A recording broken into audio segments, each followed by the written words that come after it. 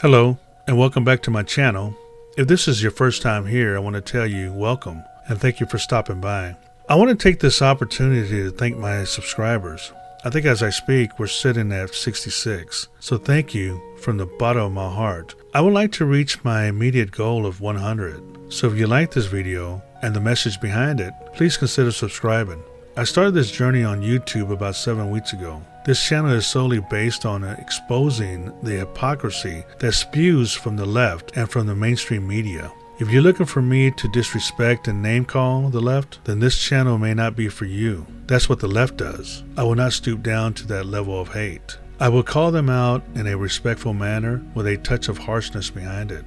I also have captions in my videos to point out some key parts and to give you an insight of what I'm thinking. But as always, I want you to think for yourself. I'm not here to make you think like I do, but simply point out parts that is related to the reason why I chose to make that particular video in the first place. I would try to have new content daily, and I promise you, I will bring you the best quality as possible and always be honest with you. This video starts a new series on the openings of the nightly and Sunday morning news shows. It really shows you how much the mainstream media bashes the Republican Party and is covering for the Democrats, and particularly President Biden. Yes, we all know about CNN and MSNBC's bias and hatred for President Trump, but these are supposedly unbiased world news shows. There is no mention of border crisis, inflation, unemployment, CDC confusion, gas prices, gas shortages, school closures. I think you get the picture. The mainstream media is painting a garden full of roses when it comes to President Biden. He seems to get off the hook a lot. So, I hope you enjoy this first of the series of exposing the world news openings and what they deem to be of importance to you, the viewer.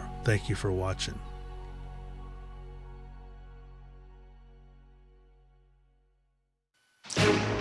Tonight, the new clash is putting the fragile ceasefire in the Middle East to the test.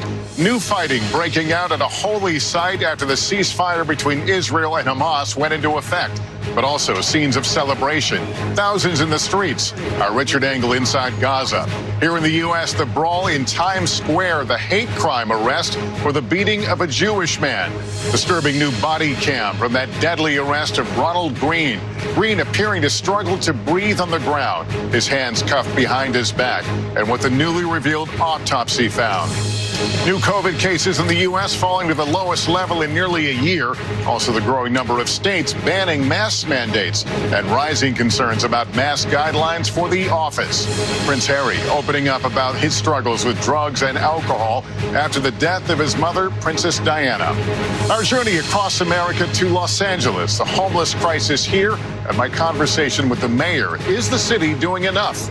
And the incredible bravery that earned a Korean War veteran the Medal of Honor. This is NBC Nightly News with Lester Holt, across America. Reporting tonight from Los Angeles. Tonight, a fragile ceasefire in the Middle East. But with clashes in Jerusalem, how long will it last as anti-Semitic incidents here in the U.S. are on the rise? We go inside Gaza for the first time to streets filled with rubble. 22 people were killed in this building. And meet survivors, including 5-month-old Omar. Plus what President Biden is saying tonight about the 11-day crisis. Anti-Semitic attacks, Jews targeted as incidents skyrocket during the conflict in the Middle East. What synagogues are doing to beef up security. Mask battles. Temperers rage as towns debate mask requirements. Plus, the Biden administration wants people to swipe right on the COVID vaccine by teaming up with dating apps. We have finally found the one thing that makes us all more attractive, a vaccination. Mental health struggles. The stunning revelation tonight from Lady Gaga as Prince Harry talks about drinking and using drugs. Honoring an American hero. 7 decades after risking his life for his men, an Army Ranger receives the Medal of Honor, the moving ceremony. Fire and rain out west. Flames explode in Southern California. And down south, floodwaters force hundreds to evacuate in Louisiana. And CBS's Steve Hartman is on the road with the emotional reunion of a woman and her guardian angels. This is the CBS Evening News with Norah O'Donnell, reporting from the nation's capital. Tonight, several developing stories as we come on the air. Clashes from Jerusalem to New York City's Times Square amid this fragile ceasefire between Israel and Hamas. In Jerusalem, Israeli police firing rubber bullets, stun grenades, and tear gas at Palestinians. Palestinians throwing rocks, some cheering Hamas and waving Hamas flags. Tonight, Matt Gutman inside Gaza for the first time and what he found.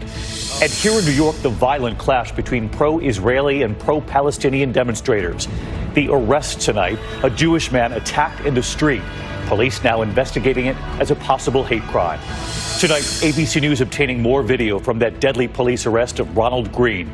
That confrontation with Louisiana State troopers 2 years ago. Authorities initially said he died after he crashed into a tree. What the new images reveal. Pierre Thomas standing by tonight. The coronavirus in the U.S., and for the first time in more than a year, the average number of new cases falling to 28,000 a day.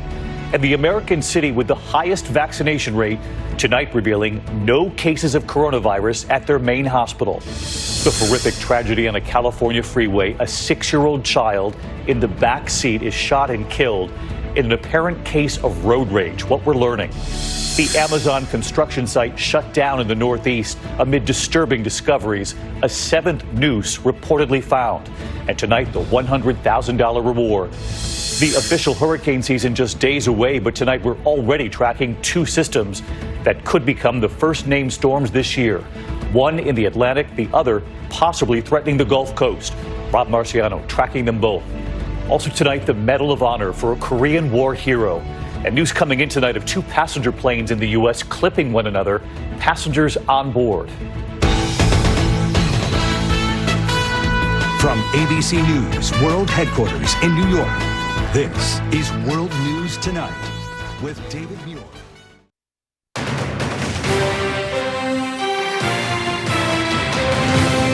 Counteroffer. President Biden drops the price on his plan to rebuild America. We'll compromise, but doing nothing is not an option. But with even some key Democrats still skeptical, what's next? I'll speak with White House senior advisor Cedric Richmond in moments. And truth on tape. Another shocking video of a black man dying after an encounter with police as the nation grapples with an epidemic of violence against black and brown men. Are we any closer to addressing it? Democratic Senator Cory Booker and Congresswoman Lucy McBath join me to discuss. Plus, political violence. Senate Republicans changing their minds on a January 6th commission. I've made the decision to oppose the House Democrats' slanted and unbalanced proposal.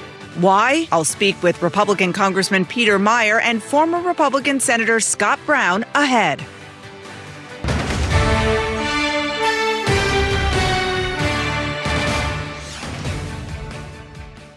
I'm John Dickerson in Washington, and this week on Face the Nation, will that fragile ceasefire in the Middle East continue to hold? Plus, more hopeful signs that we're reaching the end of the pandemic.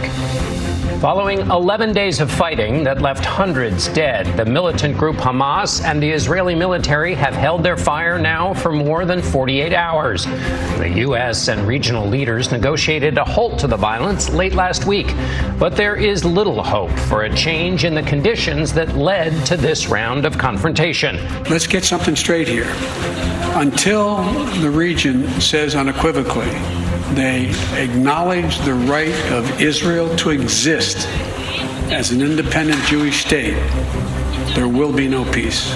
We'll talk with Vermont Senator Bernie Sanders, one of several Democrats urging more support for the Palestinian people as a part of a more progressive approach to challenges at home and abroad. Former Defense Secretary Robert Gates once took a dim view of then Senator Biden's foreign policy judgment. What does he think now? We also talked with him about the state of politics in America. I worked for 8 presidents. 5 of them were Republicans. I don't think any of them would recognize the Republican Party today. With new coronavirus cases and deaths at their lowest level in almost a year, we'll check in with former FDA Commissioner Dr. Scott Gottlieb. The good news comes during college graduation season.